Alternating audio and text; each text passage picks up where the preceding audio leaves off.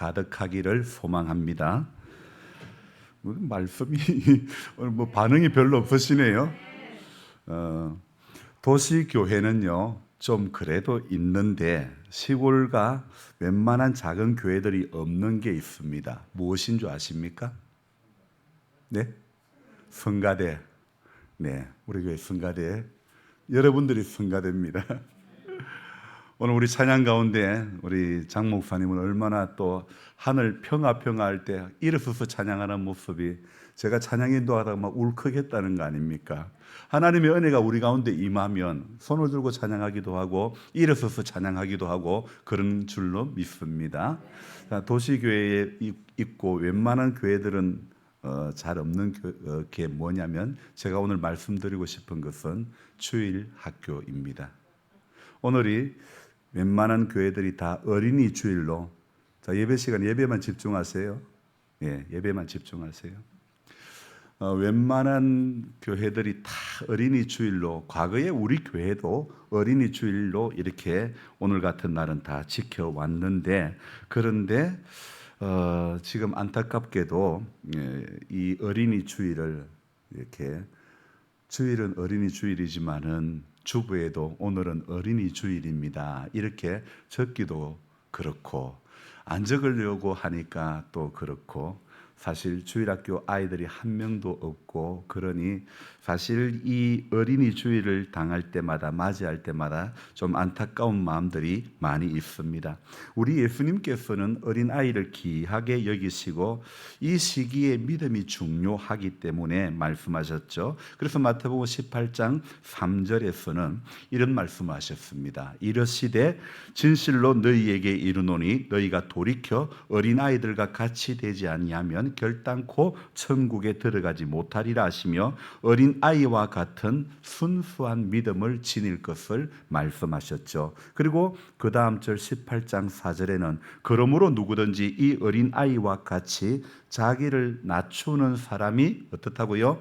천국에서 큰 자라고 말씀하고 있죠. 그래서 겸손한 믿음을 가진 자만이 하나님 나라의 사람이 될 수 있음을 말씀하셨죠. 그리고 그 다음에 또 마태복음 18장 5절에서는요, 또 누구든지 내 이름으로 이런 어린아이 하나를 영접하면 무엇이라고요? 곧 나를 영접함이니라 이렇게 말씀하셨죠. 예수님 스스로 어린아이와 동격으로 표현하시고 다시 한번 어린아이를 귀하게 여기시는 모습을 주님께서는 보여주셨습니다.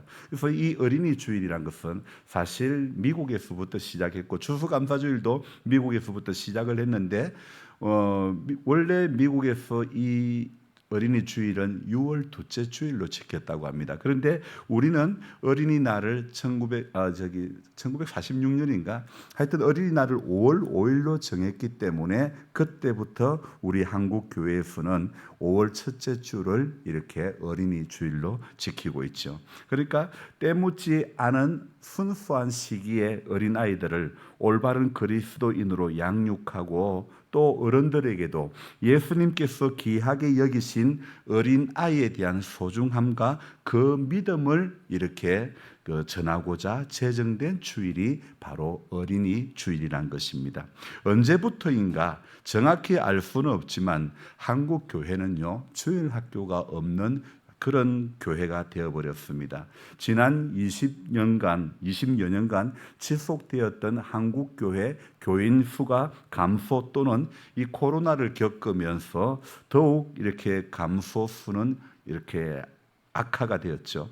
교단별로 역대 최고치의 교인 수 감소라는 그런 충격적인 결과를 보여주고 있는데 교회 학교 역시 존폐 위기에 내몰린 교회들이 적지 않은 가운데 있고 지금 현재도 주일 학교가 없는 교회가 태반이죠.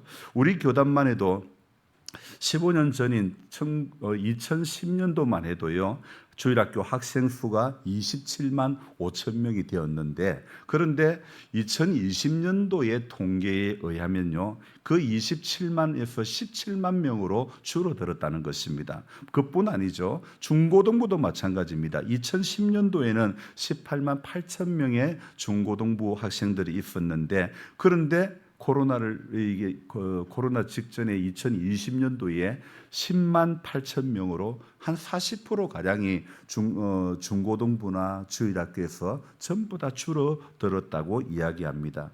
여러분, 지자체들마다 가장 걱정하고 있는 게 무엇입니까? 바로 지자체 소멸지수.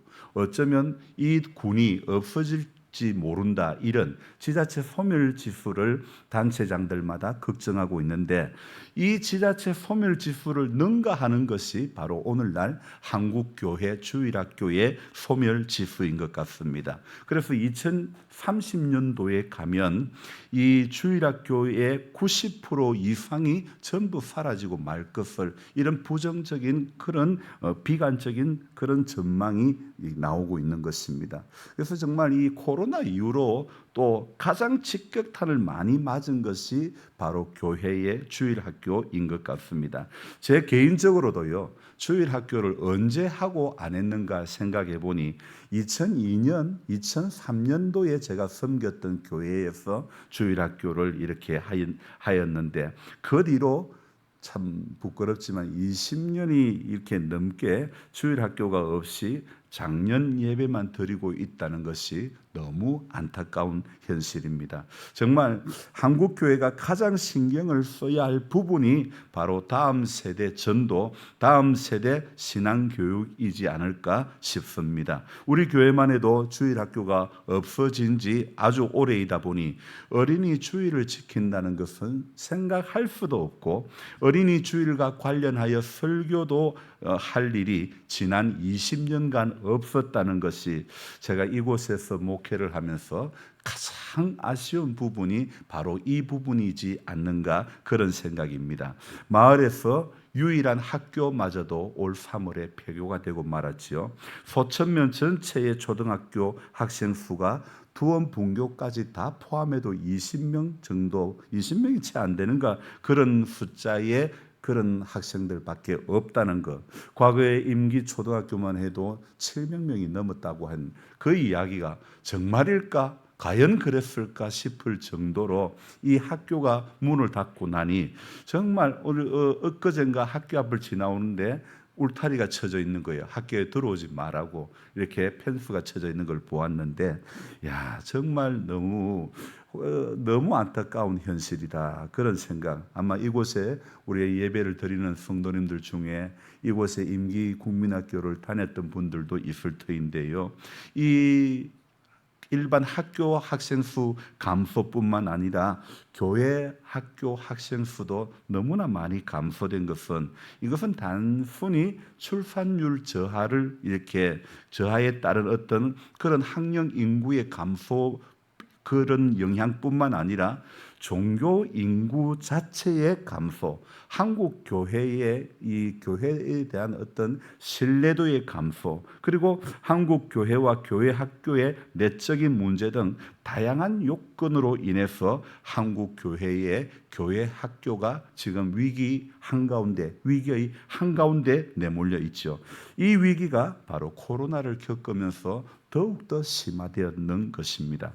이렇게 아쉬움과 위기가 가득한 이 5월의 첫 주일의 예배의 자리에서 저와 여러분들이 생각해 보아야 할 것이 있는 것입니다. 바로 어제 새벽에 본 느헤미야 8장 이 이야기, 그 8장의 본문으로 이 5월의 첫 주일에 저와 여러분들이 들어가 봐야 될 것 같습니다.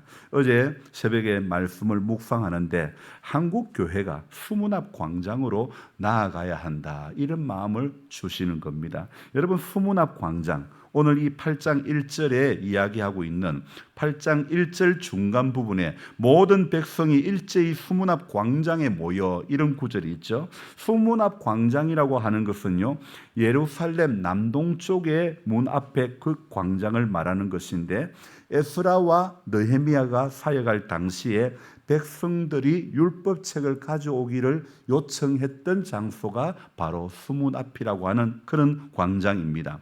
여러분, 한국교회 역사에서 한국교회가 가장 부흥했던 때가 언제냐면 바로 1907년도입니다. 하지만 우리나라는 오랜 세월 동안 유교와 불교의 전통 속에 젖어 있었기 때문에 우리나라에서 예수님을 당대에 처음으로 예수를 믿는다는 것이요, 굉장히 어려웠던 나라 중에 하나였죠. 그리고 그뿐 아니라 나라 안으로는 엄청난 시련이 있었고 또 포악한 정치로 백성들은 그야말로 겨우 목숨만 연명하고 지냈던 그런 시기였고, 또 나라 밖으로는 일본이 우리 조선을 삼키려는 계획을 가지고 실행에 옮기고 있었고, 이렇게 힘든 시기에 어떻게 되었느냐, 복음이 이 나라에 들어온 것입니다. 그렇게 힘들기 시작한 그 시기에 성경을 통해서 하나님의 사랑의 음성을 이 민족이, 우리 믿음의 선배들이 듣게 된 것입니다.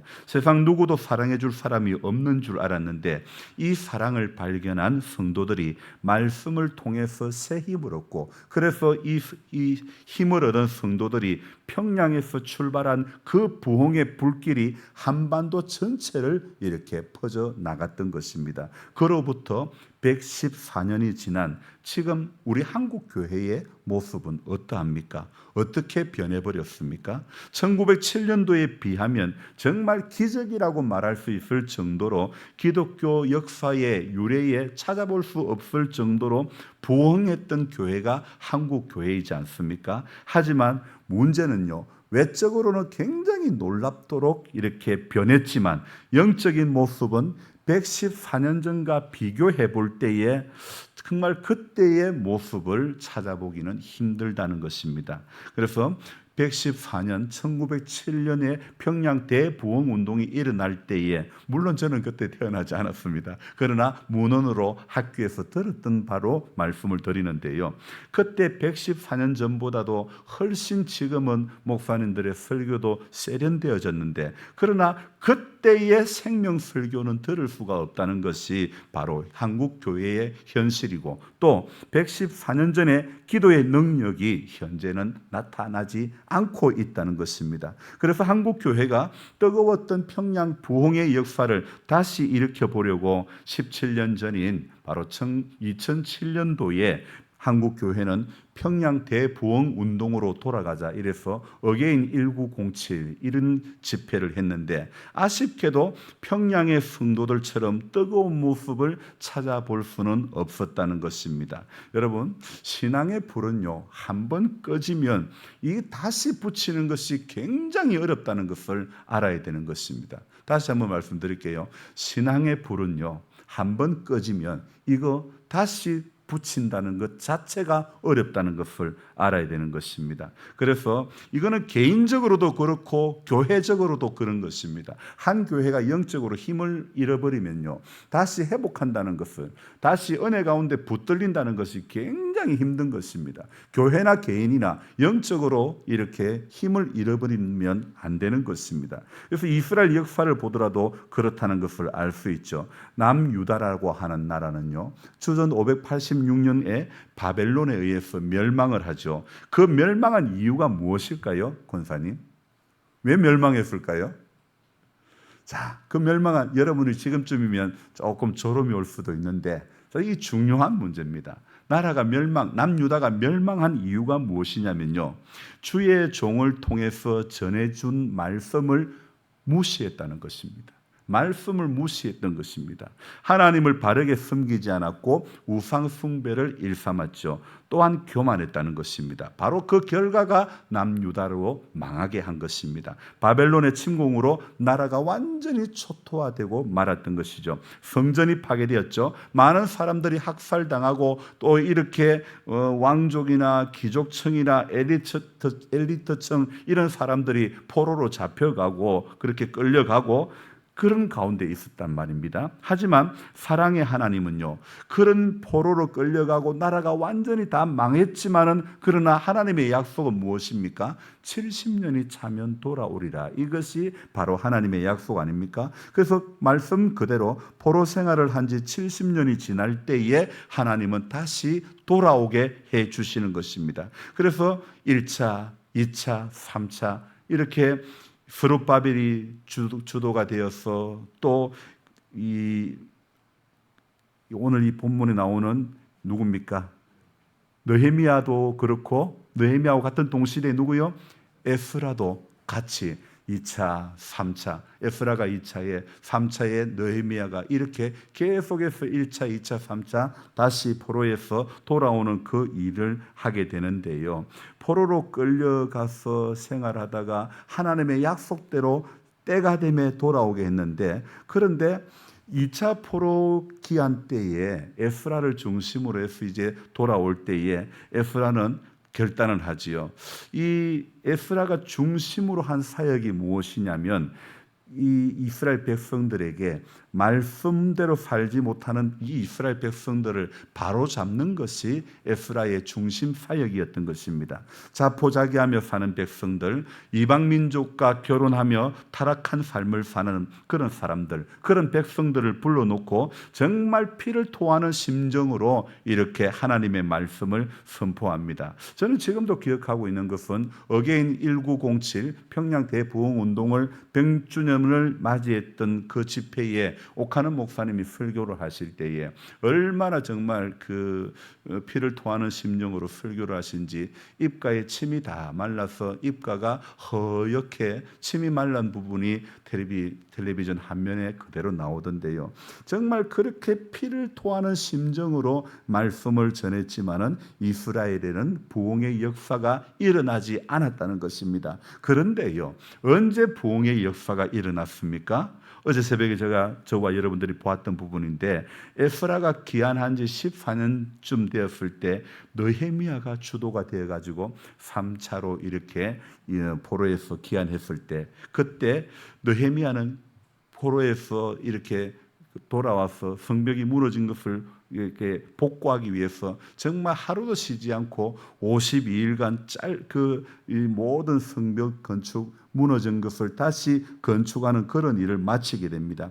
그래서 성벽 건축만 한 것이 아니라 성의 기능이 확실하게 돌아갈 수 있도록 사람을 배치하고 레위인들을 배치하고 그렇게 했던 것입니다. 그리고 오늘 바로 이 본문의 말씀의 역사가 바로 그들에게 있었다는 것입니다. 1차로 포로로 끌려간 지 약 한 160년의 세월이 지났을 때입니다.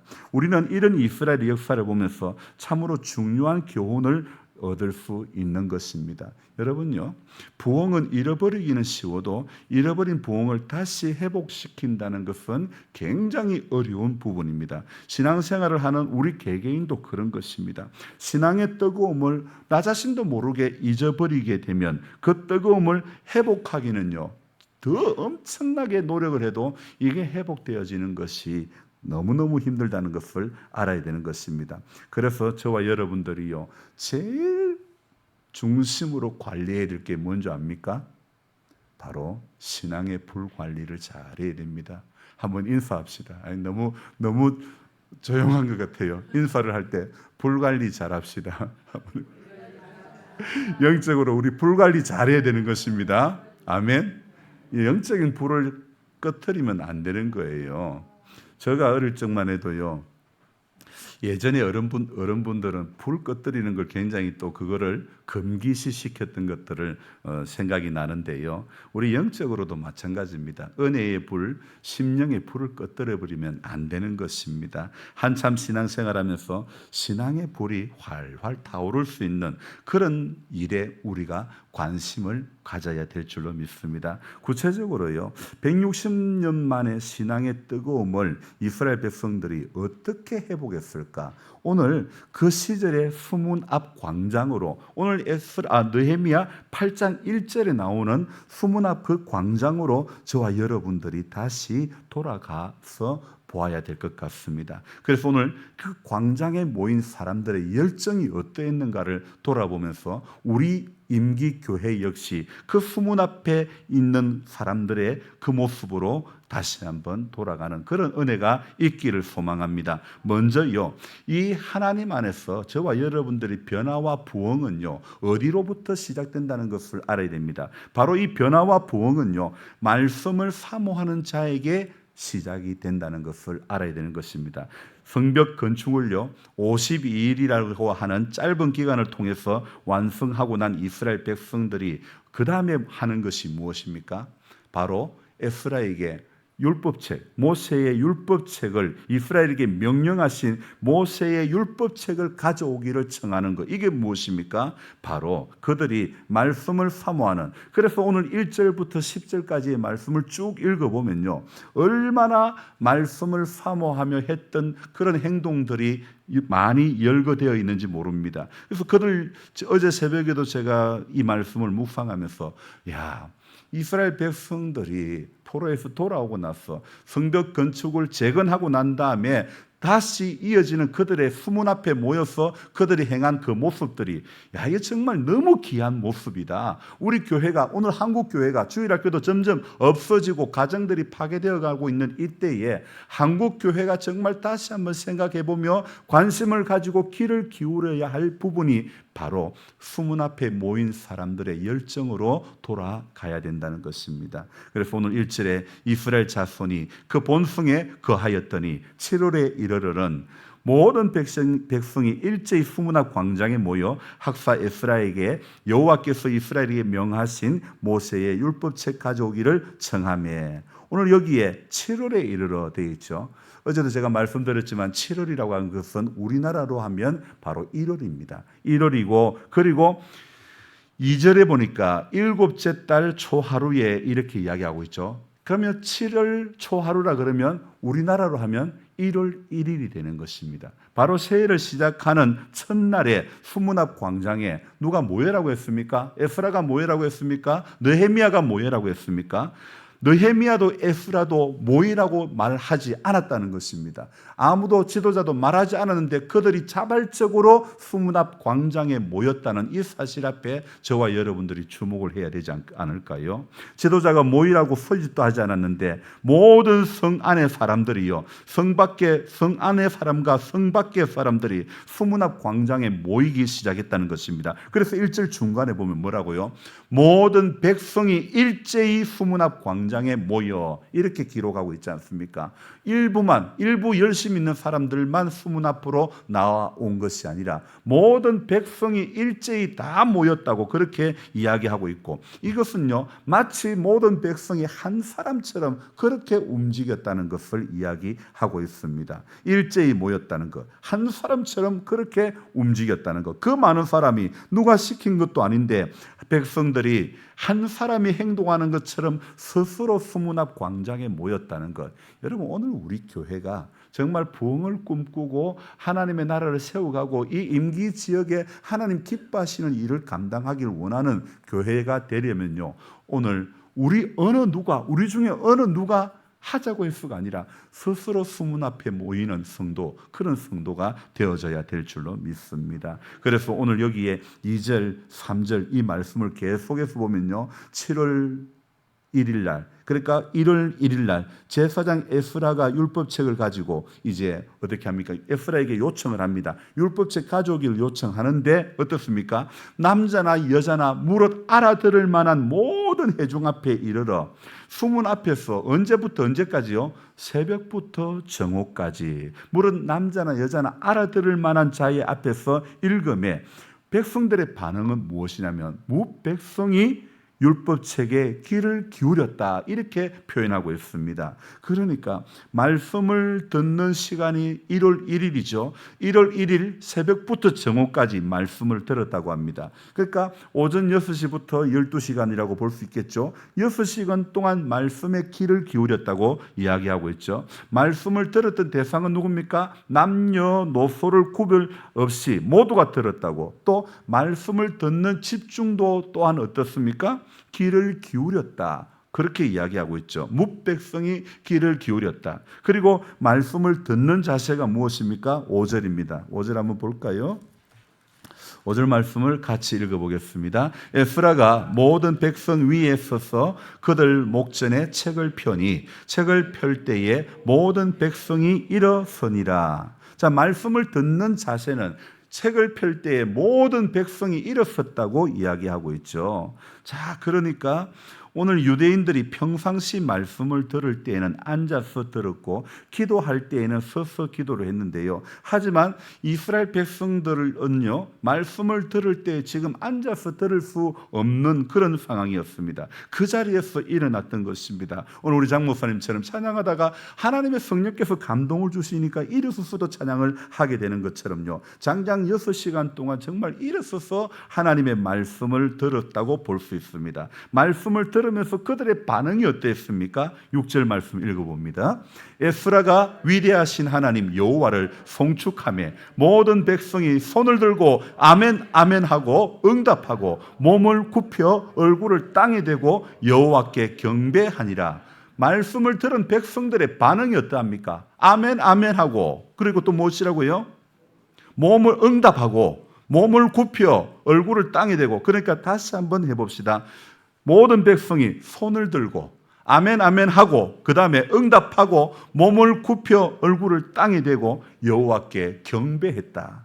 정말 말씀을 들으면서 반응들이요, 오늘 너무 6절에 구체적으로 이렇게 이야기하고 있지 않습니까? 오늘 저와 여러분들이 예배를 드리면서 말씀을 듣는 심령들이 이렇게 구체적인 반응을 해야 하나님이 위로부터 부어주신 은혜가 더욱더 많을 줄로 믿습니다. 그래서 그 말씀을 들으면서 아멘 아멘 과연 그렇습니다 하면서 그들이 반응을 했죠. 그리고 더욱 겸손하게 얼굴을 땅에 대고 그렇게 경배하기도 했다고 말씀하고 있죠. 자, 그러니까 정리를 해본다면요, 수문 앞에 모인 그 광장에 모인 사람들이 모두가 한 사람처럼 백성들이 모였습니다. 그리고 학사 에스라를 초청했습니다. 뭐 하려고요? 말씀을, 모세의 율법책을 들으려고 그렇게 초청했죠. 그리고 오전 6시부터 12시까지 6시간 말씀을 서서 들었습니다. 형식적으로 들은 것이 아니라 귀를 기울여서 들었다고 하고 있죠.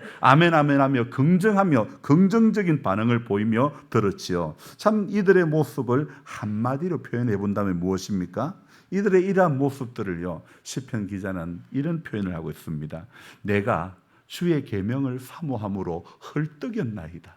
내가 주의 계명을 사모함으로 헐떡였다. 얼마나 귀한 표현이 아닙니까? 정말 주의 계명을 사모함으로 입을 열고 헐떡였다. 하나님의 말씀이 너무너무 먹고 싶어서 입에서 침이 꼴짝꼴짝 넘어가는 그런 소리가 들리는 것 같은 그런 모습. 여러분, 평양 대부흥운동 1907년도에 그 대부흥이 일어나기 전에요, 우리 신앙의 선배들이요, 말씀에 대한 그런 관심, 그런 집중도가 얼마나 대단한지 모릅니다. 그래서 평양 대부흥운동이 일어나기 이전에 당시의 선교운동본부의 그 선교본부의 기록에 의하면 초기 조선의 교회에서는요, 장년부 주일학교 프로그램을 통해 가지고 이미 평양 대부흥 운동이 일어나기 전에 장년 성도들의 성경 공부 프로그램이 굉장히 활발화되었다는 것입니다. 엄청 활성화되어 가지고 목회자의 설교보다도요, 우리 성경 공부하자, 이 뜨거운 열정들이 그 당시에 한국 교회에 굉장했다는 것입니다.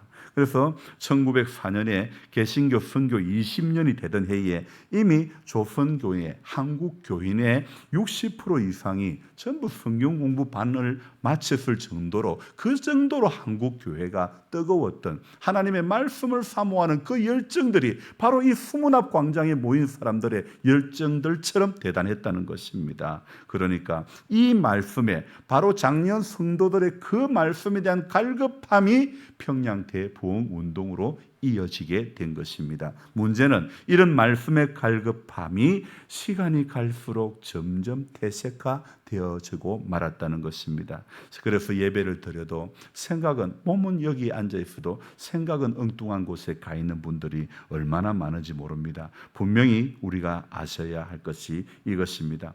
여러분, 우리의 부흥의 시작은요, 말씀에 대한 갈급함에서부터 시작되는 것입니다. 하나님의 놀라운 역사들은요, 저와 여러분들이 말씀에 대한 갈급함에서부터 하나님의 놀라운 역사가 시작이 된다는 것을 알아야 되는 것입니다. 그래서 말씀에 귀를 기울이지 않으면 결코 어떤 기적도 일어나지 않습니다. 말씀에 귀를 기울일 때에 하나님의 놀라운 기적의 역사를 경험하게 되는 것입니다. 작년부터 저는 정말 하나님의 일하시는 놀라운 기적들을 경험하고 있습니다. 간증할 거리들이 얼마나 많은지 모릅니다. 하나님이 때를 따라 도우시는 은혜로 정말 제가 상상할 수도 없는 그런 일들을 보게 하시고 듣게 하시고 정말 이루어가게 하시는 것.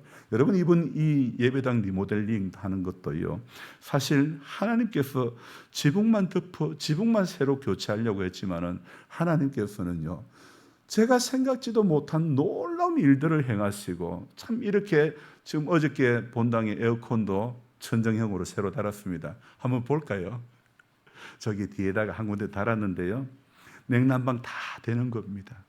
지금 어제 제가 또 그제도 이 천장 안에 들어가 가지고 공사를 하면서 정리를 하면서 안에 일을 했는데, 다른 교회 천장 안에 들어가면 더워가지고 10분, 5분도 못 있습니다. 그런데 우리 교회 천장 안에 들어가 보니까 얼마나 시원한지, 어떤 집사님이 목사님 천장 시원하다고 그거 맨날 들어가면 안 됩니다 그러는데요, 얼마나 시원하고 이 천장 지붕의 두께가요 25cm 한 뼘보다 더 두꺼운 그렇게 만들어 버렸단 말이에요. 그렇게 할 수 있도록 모든 은혜를 내려주신 하나님 앞에 얼마나 감사한지, 앞으로도 이제 좀 더 시설을 확충하고, 벽에 여러분 보시기에 전선들이 나와 있을 겁니다. 거기에는 또 벽등도 달고, 여러분 지금 칸칸이 이 천정도 칸칸이 거기에 등들이 더 예쁘고 좋은 그런 등들도 달게 될 것입니다. 이 모든 것이요, 저는 말씀을 사모하는 그 마음으로 꼭두 새벽에 일어나서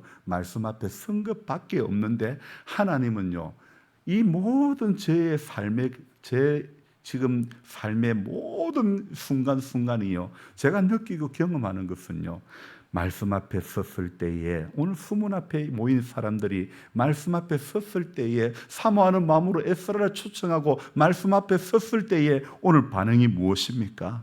오늘 우리 8절을 읽어봅니다. 하나님의 율법책을 낭독하고 그 뜻을 해석하여 백성에게 그 낭독한 것을 다 깨닫게 하니, 9절 10절 반응을 또 읽어봅니다.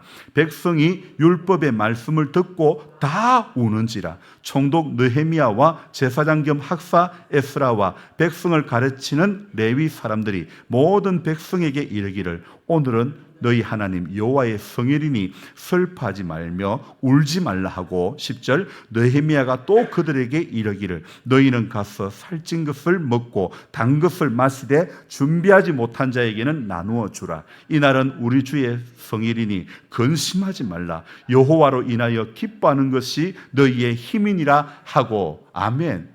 오늘 새벽에도 이 말씀, 오늘 10절 끝부분에 뭐라고요? 여호와를 인하여 기뻐하는 것이 누구의 힘이라고요? 우리의 힘이라고. 너희의 힘, 바로 우리 자신의 힘인 줄로 믿습니다. 하나님으로 인해서 기뻐하는 것이 성도의 힘인 줄로 믿습니다.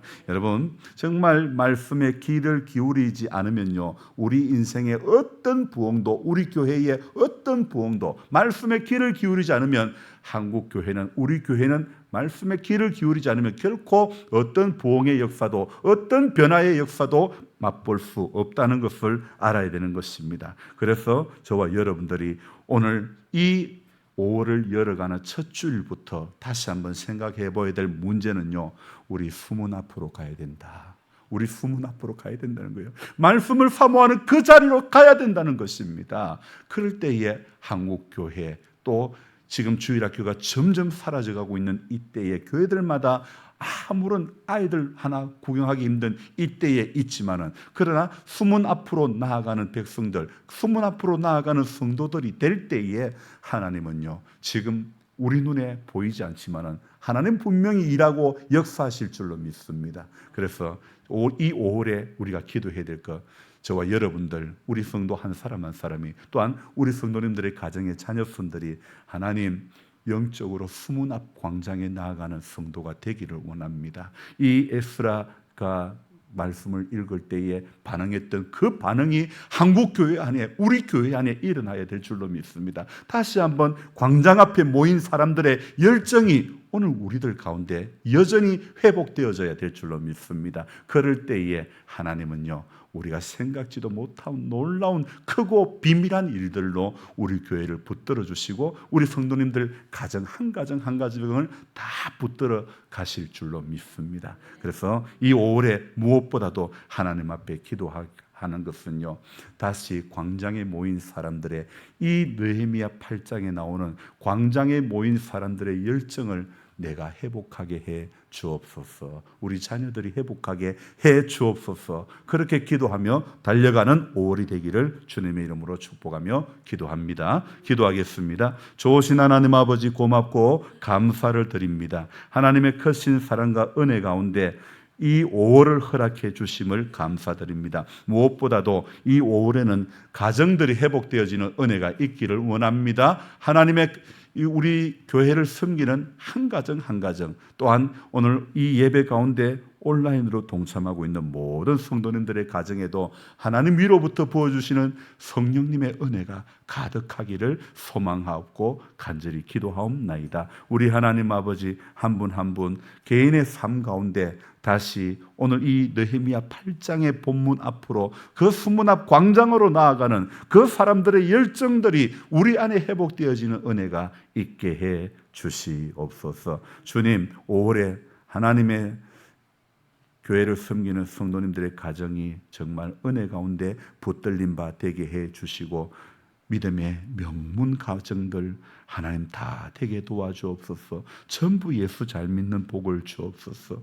예수님의 사랑 가운데 모든 가정들, 모든 심령들, 모든 자녀손들이 예수님의 사랑 가운데 붙들려서 주의 사랑의 줄에 꼭꼭 붙들려 살아가는 남은 인생의 시간들이 될 수 있도록 도와주시옵소서. 감사를 드리며 예수님의 이름으로 기도드리옵나이다. 아멘.